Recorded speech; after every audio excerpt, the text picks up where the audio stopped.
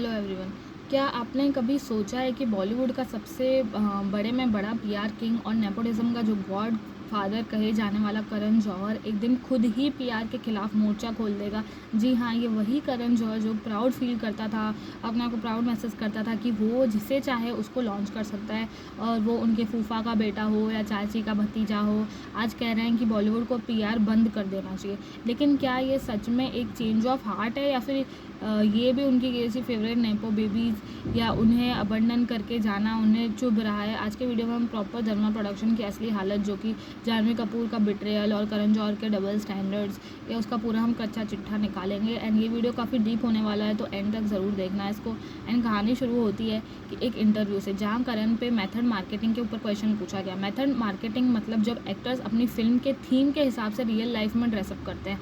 तो इसके कुछ हॉलीवुड में एग्जांपल्स भी है, जैसे जेंडाया ने स्पाइडरमैन के टाइम पे स्पाइडर वेब आउटफिट्स पहने थे, और ड्यून के लिए डेजर्ट थीम्ड सैंड ड्रेसेस थी। तो हॉलीवुड के एक्टर्स ये सब फॉलो करते हैं। मार्गोट रॉबी ने बारबी के लिए पिंक कलर की थीम फॉलो करी थी, ताकि उनकी मूवी प्रमोट हो, उस हिसाब से वो ड्रेसिंग करते हैं। बेसिकली यही कंसेप्ट है। तो बॉलीवुड ने भी वो चीज़ कॉपी करी। जानवी कपूर ने मिस्टर एंड मिसेस माही के लिए जर्सी टॉप्स और माही प्रिंट करवा के साड़ीज़ पहनना स्टार्ट कर दिया था। और शनाया कपूर ने अपनी फिल्म तू या मैं, जिसकी स्टोरी एक क्रोकोडाइल के बारे में है, तो उसके लिए ग्रीन कलर के आउटफिट्स पहनना चालू कर दिया। एंड क्रोकोडाइल के रेप्लिकाज या उस टाइप के वो पोजेस वो करने लग गए। एंड करण ने इन दोनों को टारगेट करते हुए बोला कि एक्टर्स को ये सब बंद करके अपने काम के ऊपर फोकस करना चाहिए।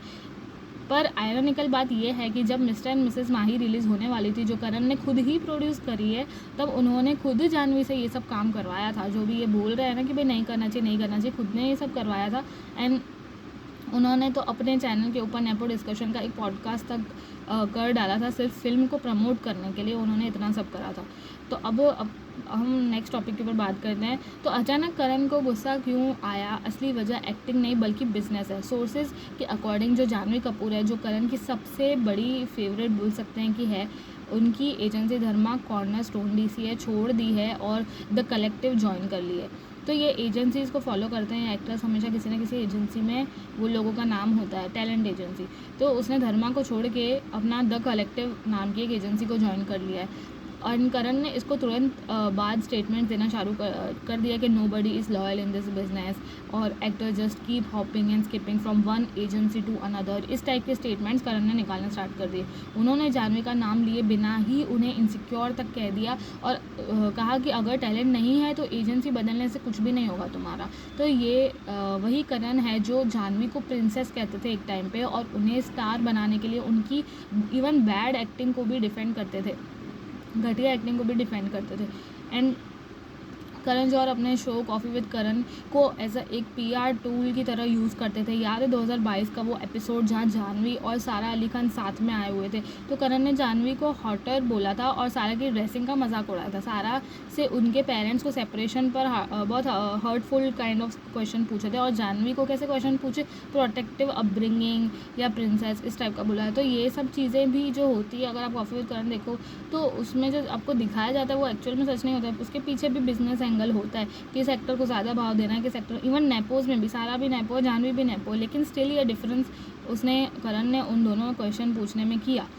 तो उस वक्त जानवी के जो कि एजेंसी में थी इसके लिए, और जो सारा है वो उस टाइम पे द कलेक्टिव में थी, जिसमें अभी जानवी गई है। तो करण ने सारा को इतना बुरा फील करवाया कि सितंबर 2022 में सारा ने द कलेक्टिव छोड़कर करण की एजेंसी ज्वाइन कर ली, और अब वही जानवी उन्हें छोड़कर चली गई है। इसलिए करण अब लॉयल्टी का राग आलाप रहा है।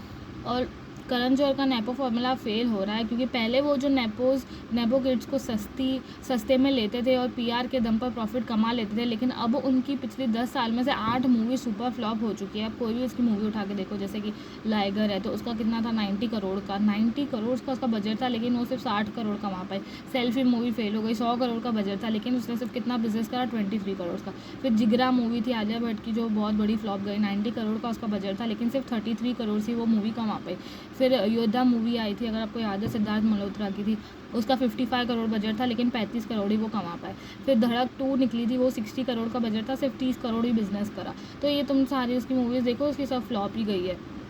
और हालत उसकी इतनी ज़्यादा ख़राब है कि 2024 में करण को धर्मा के 50% शेयर्स को बेचना पड़ा ताकि वो सर्वाइव कर सके।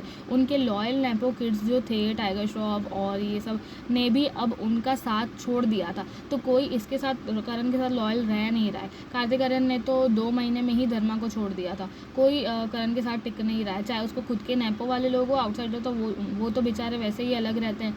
जो इसके खुद के नेपो वाले थे वो भी इसके साथ नहीं रहते थे। तो हुआ क्या कि हम करण को बहुत बड़ा फिल्म मेकर मानते हैं, पर क्या आपको पता है कि उनके 28 साल के करियर में उन्होंने सिर्फ 7 मूवीज़ ही डायरेक्ट करी है। सिर्फ 7 मूवीज़ ही उसने खुद ने डायरेक्ट करी है। इनमें से सिर्फ पहली 3 जो है, कुछ कुछ होता है कि 3G and my name is Khan, he actual में हिट्स थी। इसकी वजह से ये आदमी पॉपुलर हुआ है। तो एक्चुअल में जो करण जौहर है, उसका जो डायरेक्टोरियल टैलेंट है, कि हम बोलते हैं डायरेक्टर करण जौहर, वो सिर्फ 3 मूवीज़ में ही उसका अच्छा निकला है। कुछ कुछ होता है, केसरी और माय नेम इज़ खान। बाकी सब जो चीज़ें अगर आपके दिमाग में कोई बोले करण जौहर, तो आपके दिमाग में ना उसकी ये मूवीज़ ही आएंगी, या फिर बाकी जो ये हरकतें फालतू की करता है वो ही आएंगी। तो करण का जो असली टैलेंट है वो फिल्म मेकिंग नहीं है, बल्कि सेल्फ PR है। वो बस अपनी PR करता रहता है। वो हर साल अपनी 20-25 साल पुरानी मूवीज़ को ही सेलिब्रेट करेगा, वापस उसके ऊपर 10 पॉडकास्ट करेगा कि भाई जब मैं ये मूवी शूट करा था तब ये हुआ, बस यही सब अपना सेल्फ PR कह सकते हैं।